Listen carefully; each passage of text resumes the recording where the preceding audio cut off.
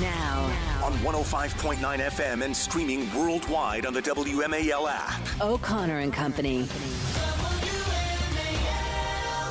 5:06. It's O'Connor and Company. We like to consider ourselves the salve for your 401k burn. I know it was a rough day, but we just got to hold on tight on this roller coaster and make it to Election Day. You remember, can I tell you what happened the day after Election Day in November with the stock market soaring as Paul Krugman was pushing send on his article to the New York Times about how Donald Trump would cause a stock market crash? Yeah, we're good. We got this. We just got to work together and win. That's all. That's all it takes. Coming up later this morning at 7:05, Robert Greenway Heritage Foundation, latest on the Middle East. 7:35, Susan Crabtree's done it again at Real Clear Politics, some exclusives on the Secret Service. It's worse than you think over there at Secret Service. 8:05, Charles Payne, Fox Business, he was pretty unplugged yesterday in telling you exactly why the market crashed. And at 8:35, Tom Bevan, Real Clear Politics, as we see some new polls.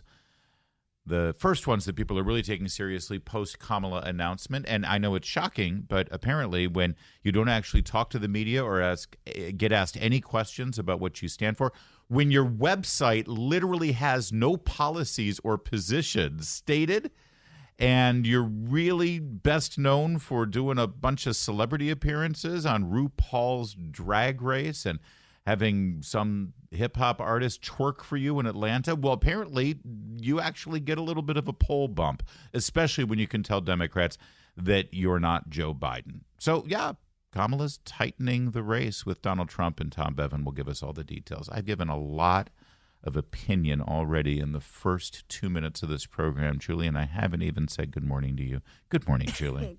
Good morning. I'm kidding. We've actually been talking for a good half hour here, and I did say good morning when I saw you, but not for everyone to hear. Yes. So. Well, hello. It's good to be here. And I'm Larry O'Connor. That's Julie Gunlock. And did you are you a daily or even hourly stock market watcher with your 401k? See, most of my vast majority of anything that I'm invested in is for retirement. So I'm not going to touch that stuff for 15 years. Right. And it just gives me peace of mind. Right. And also, of course, my friend Abe Abish is sort of like, we got you, don't worry. And honestly, I don't mean to sort of reveal myself to be as clueless as I am about this stuff, but my husband, that's his sort of little hobby. And I honestly have too much anxiety to check that kind of stuff. Yeah. I would rather be in the dark. Yesterday would have been an anxious day. I can't take it. Honestly, my father is, he watches his investments quite closely. Oh, I would think so when you're in retirement. I am not talking to him for weeks. I'll check for proof of life from my mother. But yeah, rough day. Yeah, for the first time in history, the Dow Jones Industrial actually closed a full 1,034 points down from the day before. Now, in fairness, the reason that we've never hit 1,000 before is because, we've very rarely been in the 40,000 Dow Jones Industrial Average arena where we've been for the last couple of years. The 52-week high, by the way, for the last year was 41,376. We are now sitting at 38,703. I do love it when they call this a correction. Yeah.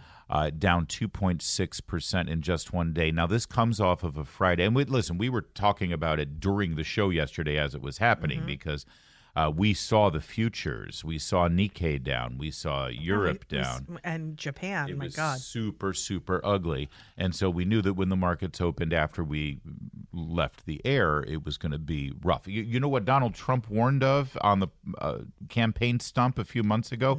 He said it will be an economic bloodbath if you reelect Joe Biden.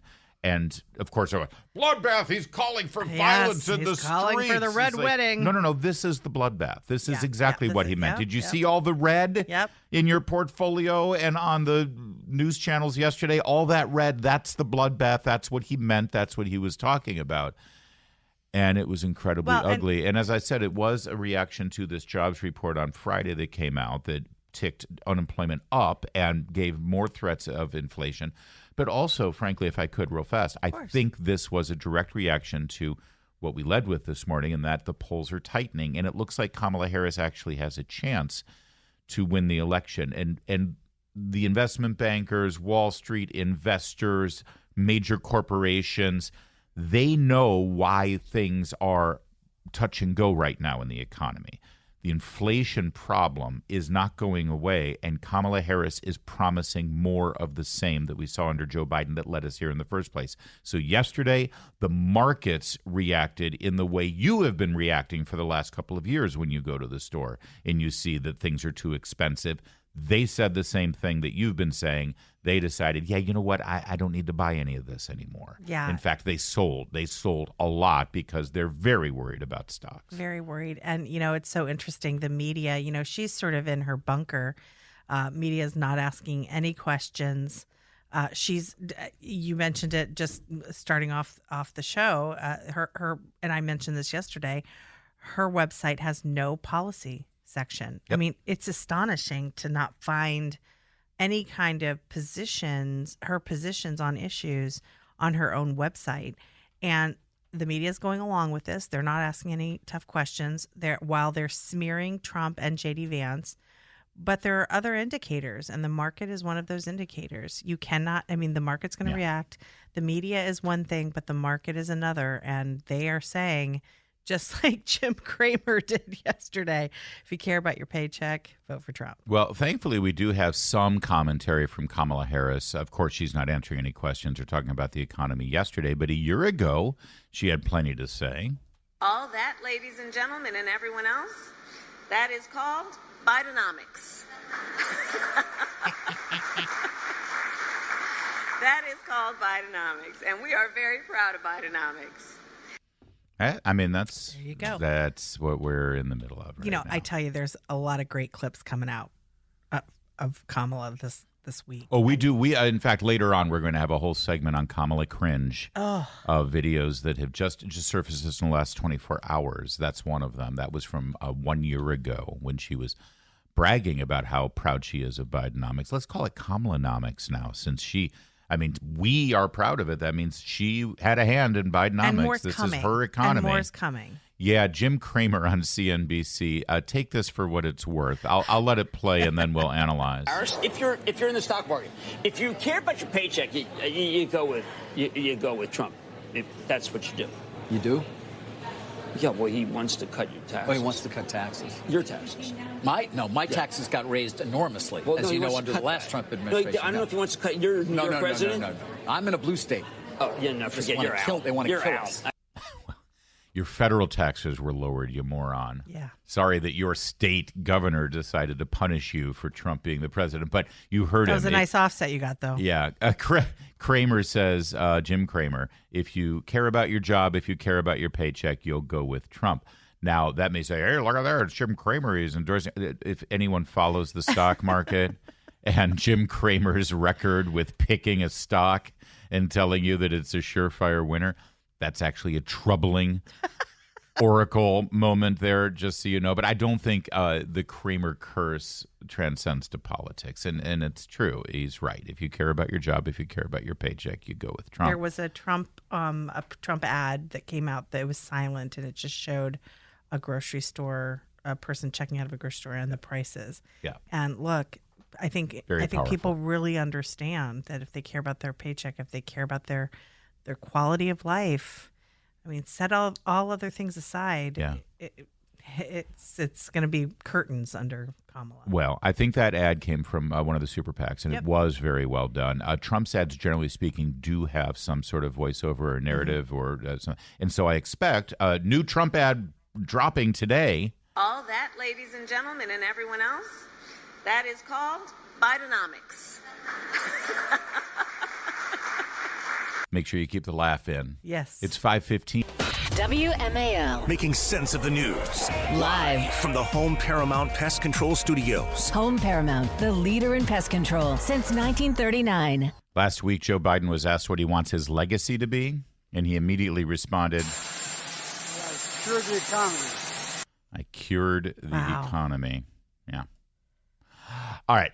We'll have more on the economy, as mentioned, and how it might affect the elections as well when we speak with Tom Bevan at 8:35. All right. CNN is facing a defamation lawsuit. I think we mentioned this when This made the first legal hurdle that allowed it to go to full discovery and potentially to a jury trial unless there's a settlement.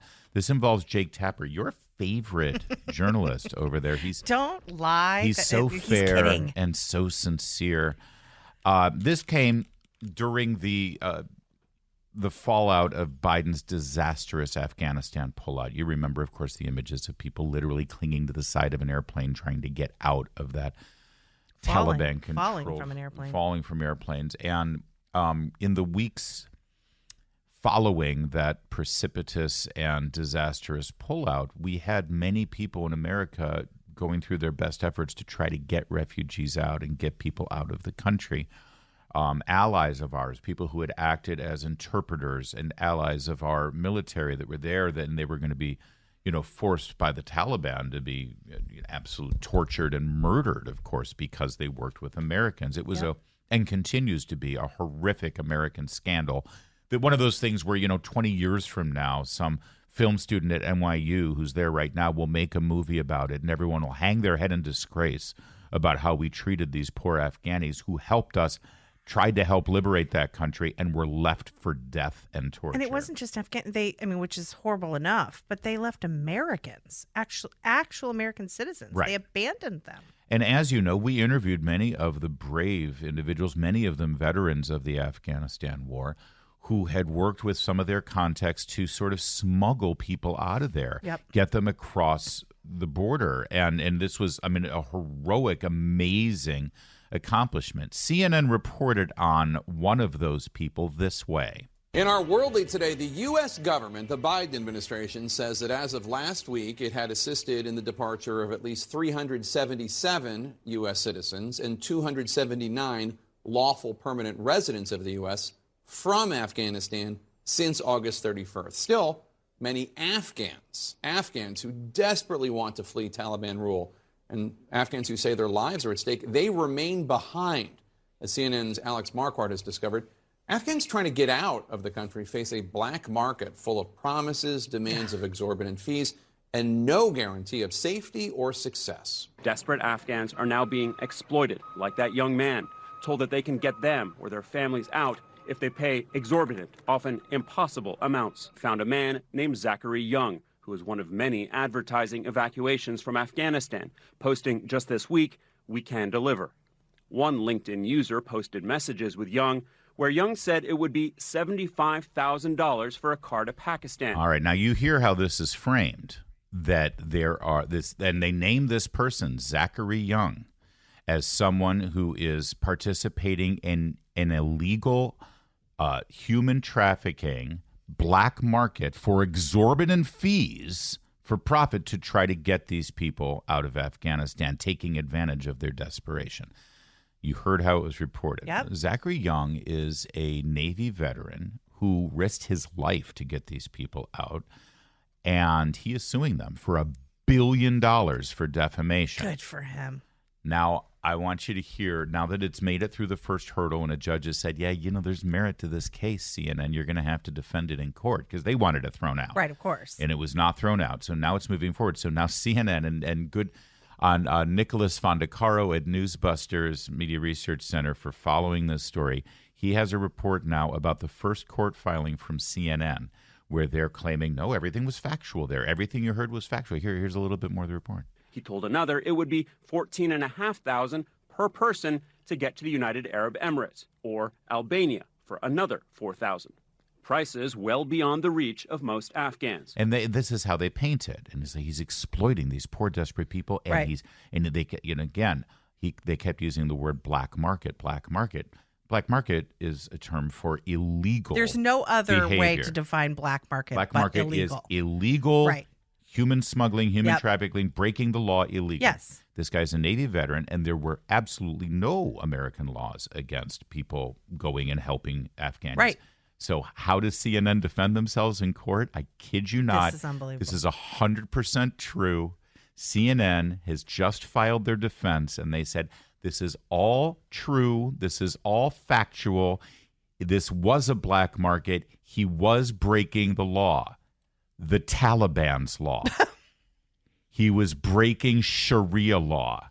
And they even cite They even cite the fact that, wow. Listen, look at this. Those activities were orchestrated and funded, which involved moving women out of Afghanistan, were certainly illegal under Taliban rule. In other words, women are not allowed to leave the country. That's the law. Right. And he was removing women. So basically, this is CNN's astonishing. Position is women under aren't Sharia law. Yeah. This was illegal, so it's okay that we called it a black market. We were factually accurate here. Under the laws. Women of the are Taliban. supposed to be kept in Afghanistan and raped and tortured, and not they have no educated, freedom, veiled, and absolutely no rights, that's the law. And how dare you do something contrary to the Taliban Sharia law? That's a great defense. I wonder if Jake Tapper's going to talk about that. I can't wait for Jake Tapper to take the stand and stand by his story here because he's such a friend and ally to the veterans, and to women. And to women. Sure. Yeah. The problem is Trump. That is disgusting.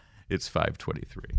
Now on 105.9 FM and streaming worldwide on the WMAL app. O'Connor and Company. 5:36 on O'Connor and Company. One other thing occurred to me on that CNN report that Jake Tapper so dutifully did. They're now facing $1 billion defamation suit, and God bless you, Jake. I know you got a Pulitzer or something there for your Russiagate coverage. So, but this was also at a time where these heroic men and women, mostly men, who were risking life and limb to save these people who had been abandoned and left behind, they were making the Biden administration look really, really bad. Right. That's right. And if you could run out there with a story like this saying they're breaking the law, it's black market, it's exploiting people, that was running cover for Biden. That's right. That was running cover for Jake the Pentagon. And, it really is. Yeah. Ever since even before he was a professional journalist, when he was working on Capitol Hill for a Democrat congresswoman who I believe is the mother-in-law of Chelsea Clinton, right? Didn't her son marry Chelsea, I believe? Anyway, the point is, before he became the most trusted name in news and the most respected reporter in Washington, D.C., he was just another Democrat hack making money. Stephanopoulos. Or another Stephanopoulos, another Chuck Todd. That's right. Another just get Jen Psaki, just go down the list. Yes, exactly. And this report that CNN is now facing $1 billion defamation suit on was just another attempt to run interference for a Democrat in power. That's absolutely right. That is CNN. Just occurred to me there as I was walking to get more coffee that, can we talk about Kamala the Cringe? Let's do. Cringy Kamala. Now, we've already played you this little soundbite that is making the rounds after yesterday's disaster on Wall Street. All that, ladies and gentlemen, and everyone else, that is called Bidenomics. That is called Bidenomics, and we are very proud of Bidenomics. Now, all of these, by the way, have a common theme. First of all, they're from quite a while ago. That one's a year ago. The other ones are from over the last couple of years. Because, of course, she doesn't talk to anybody now. Right. She's just the nominee for president, right? Yep. By the way, all the clamoring for her to do a sit-down one-on-one interview with a journalist. She's going to do one. It'll be with, Lester Holt. Or George Stephanopoulos. And she'll do the one, and that'll be it. And everyone will say, there it is. We're done. What more do you want from her, right? Well, they'll throw a bunch of softball questions. Trump literally did like 4 hours with a video game streamer yesterday from Mar-a-Lago. Which was hilarious. So they have that in common. Number two, they have the cackle. And I know everybody's like, why were you making fun of her laugh? It's sexist to make fun of it. No. Here's why we make fun of the laugh. There's two reasons. Okay, there's three reasons. The first is, audio-wise, it's just hilarious how horrible she sounds. I mean, that's for radio, that makes us happy. You want to remind people that's going to be 4 years of that. That's the second reason. Oh, okay. You want to live with 4 years of this? Yeah. And the third reason is, again, it goes back to questioning what her ethnicity is today based on what she needs and what audience she needs to appeal to. The laugh is so inauthentic. It is so phony. And this is my favorite one because no one else is laughing with her. That's a key thing, Larry, as you watch this. She often laughing at yourself or laughing at your own jokes like that and then nobody else. It shows that she's not Like it's like low EQ. You're not watching how other people read the room. Yes, yeah. exactly. So so there's two aspects of this cut you need to hear. First, the message she's sending, which is also important for the next 4 years, but then the lonely laugh that no one else joins in on. You know, we have to stay woke. Like, everybody needs to be woke. And you can talk about if you're the wokest or woker, but just stay more woke than less woke. Yeah. Yeah. So she's on stage in an auditorium with probably 1,000 people. Yes, yes. And she's being interviewed by two different people who were both on mic, and neither of them are chuckling, and let alone laughing. It's the problem with radio. If you could see the facial expressions of the two people, they do look a little uncomfortable. I mean, we've all been in situations with someone who thinks they themselves are hilarious, and you sort of have to. Why are you looking at me? How? You know what? You are so low-key hostile to me at all times. Okay, I was not referring to you. But anyway, the point is we've all been in instance, this. I know a friend who's like that. Let's call him Jerry O'Donnell. And he thinks he's the funniest person, constantly laughing at his own stuff. So sensitive. Anyway, we've all been in those situations, and it's really uncomfortable, and that is what it looked like with those two other panelists. It's cringe, as the kids like to say. But now that we've gotten past the uncomfortable laughter, can you hear what she had to say again? Exactly. You know, we have to stay woke. Like, everybody needs to be woke. And you can talk about if you're the wokest or woker, but just stay more woke than less woke. Yeah, stay more woke than less woke. So, get used to having gay porn in your schools there and in the racial textbooks. tensions and telling black children that they'll never amount to anything, and that they shouldn't even work hard. Because that's woke. Systemic racism is keeping people down, and porn in schools, got to be woke. Got to teach sexual issues to kindergartners. I mean, this is woke. And then there's this. This one is noteworthy again, not just because of the crass and uncomfortable message, but the length of laugh. This is 22 seconds total. What you're about to hear. And I'm venture to say 19 of those 22 seconds is just Kamala laughing at herself. And as a woman, there's a balance to be struck between being tough and being a bitch.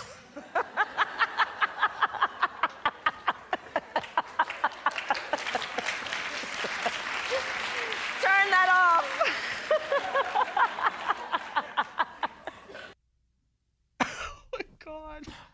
Is she going to be the keynote at the Independent Women's Forum dinner next year? No. She's a champion of women there. I mean, that message is important. There's a fine line between being tough and being a bee. But I also I find it kind of interesting because she's laughing at being a bee. Yeah. Right? Being mean, being disagreeable, being difficult, being stubborn, whatever definition you want. But she thinks it's funny. Right. And she thinks that's womanly. Yeah. She thinks this marks being a woman is being a bee. Mm-hmm. It's really interesting how she views women. Yeah. And what kind of persona she'll bring to the Oval Office. Well, and when you have your first woman president, it's certainly going to resonate in boardrooms and in workplaces around the country, and how she conducts herself. I'm sorry, it's just the truth. She is going to be seen as some sort of example of women in power.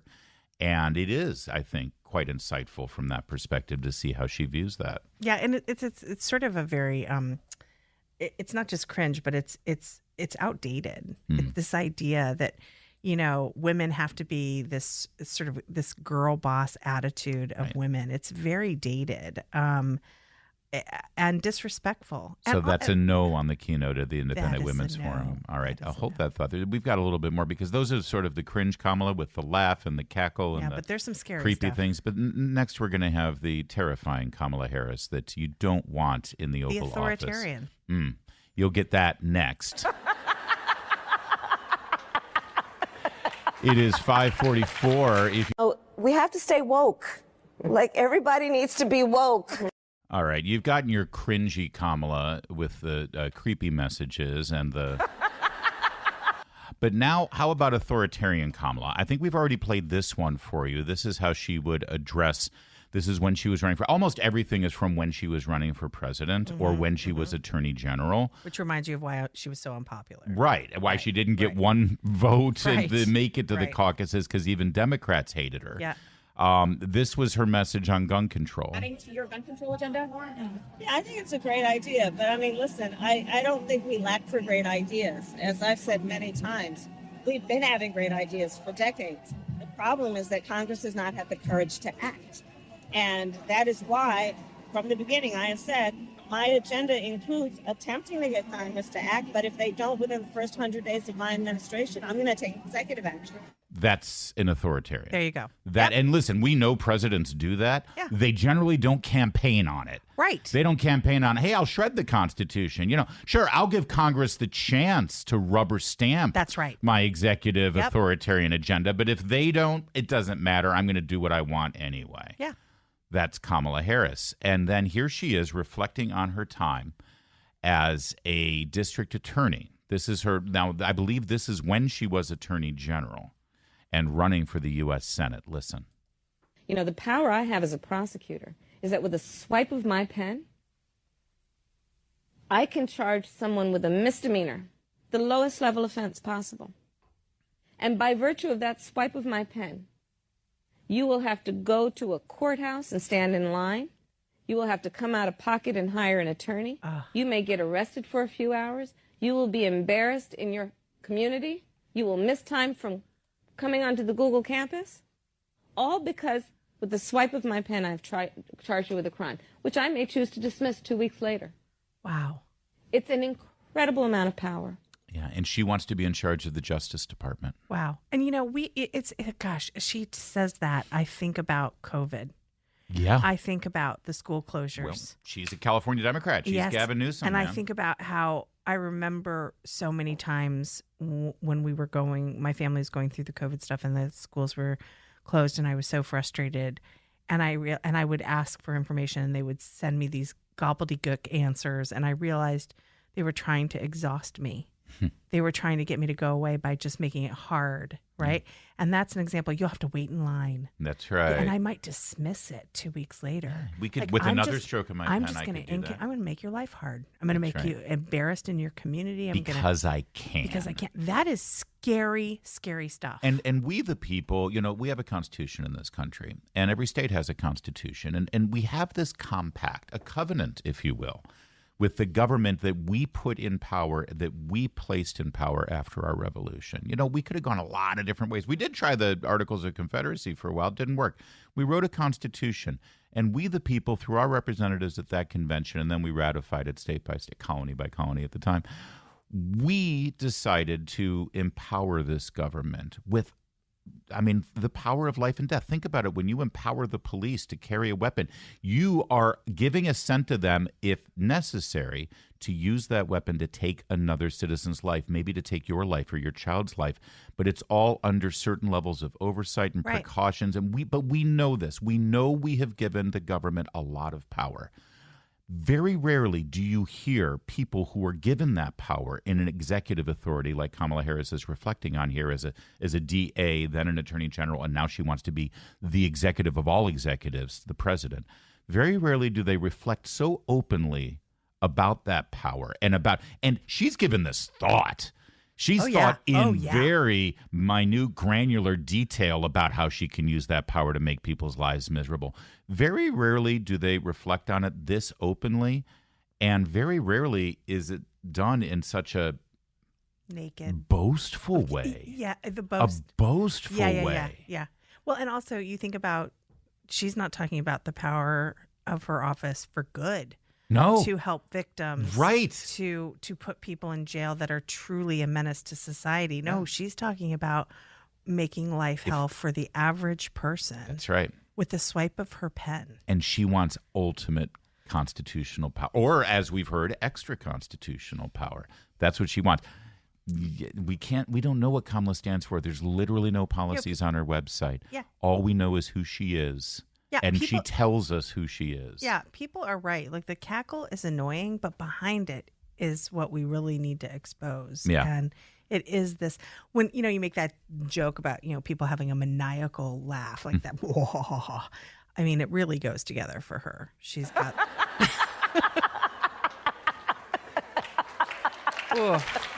It is 5:54.